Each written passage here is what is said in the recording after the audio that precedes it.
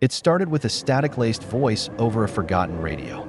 June Holloway had moved to the mountain town of Devlin's Pass to escape the noise, both literal and metaphorical, of the city. Her cabin, perched at the edge of a defunct ski trail, had no cell reception, no internet, and until last week, no power. She didn't mind. The isolation was peaceful, until she found the old radio. It was hidden in the crawl space under the floorboards, inside a dusty suitcase along with yellowed newspapers and cassette tapes labeled "Do Not Play After Dark." The radio was heavy, cold to the touch even when plugged in. Still, she was curious. On her second night with it, she twisted the dial and caught a frequency she couldn't explain. Don't let it in. It's wearing his face. If you see it, close your eyes. Then static. June yanked her hand back as if shocked. She tried to find the station again, but nothing. Just snow. The next night, it returned. At exactly 3:03 a.m., the radio switched on by itself. A woman sobbing, whispering her name.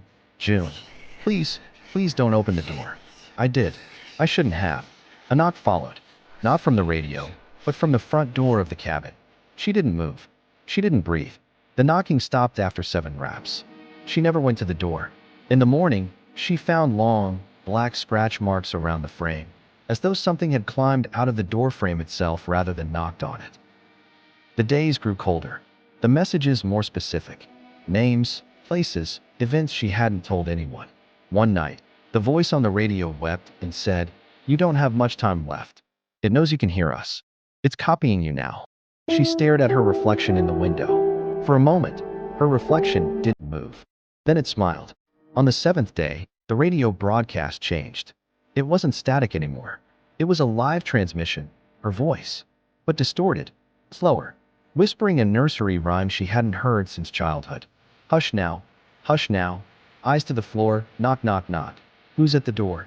The lights died. The radio kept playing, and then the knock came. This time, it didn't stop.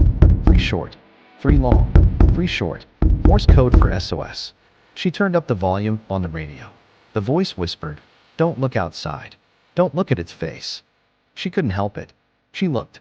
It wore her face perfectly, except for the mouth, which was too wide, smiling ear to ear, as if carved.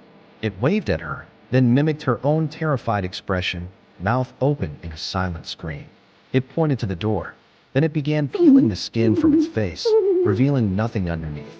Just teeth. They found June's cabin 2 weeks later, door open, fire long dead. The radio played a looped message on an empty frequency. She let it in. She let it wear her skin. She's broadcasting now.